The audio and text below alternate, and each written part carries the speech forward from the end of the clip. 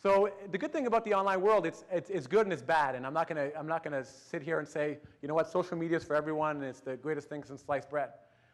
But it does provide a lot of advances that we didn't really see happening up until recently. It's actually really reduced the cost of a lot of inputs.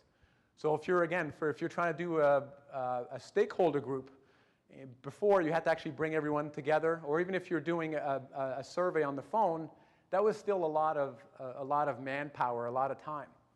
Now you can do the same kind of stuff in an online survey. I mean, and especially with all the great stuff that's happening now with Fluid Survey and SurveyMonkey.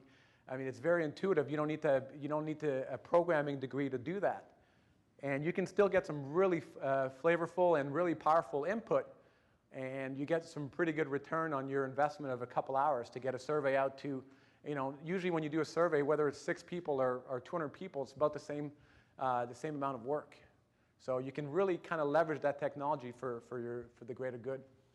And a lot more can be accomplished now because you can actually leverage the technology and everything that's out there.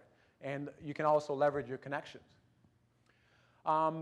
There's been a groundswell of people want to be heard. People want to share stuff. And that's when kind of social media has really brought that up to the front. Again, and I'm talking about oversharing. A lot of times when the social media platforms came out, they were just I had a tuna sandwich for lunch. It was wonderful. And same thing happened when Facebook and Twitter, you would post a picture of it and everyone could see your lovely tuna sandwich. And now it's matured a little bit so that people aren't really posting about their tuna sandwiches. But it's one of those things that a lot of people are sharing, which is great, but then some people are doing a lot of oversharing, which can be not so great. So you just have to keep that in mind when you're out there.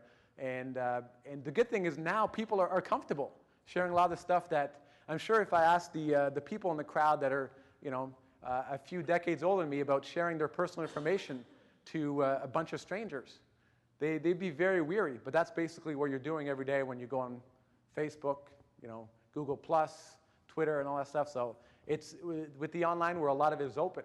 So it makes a big difference. You're not just sharing with your friends, even if that's what you think that you're doing with your Facebook. You're basically sharing with the world.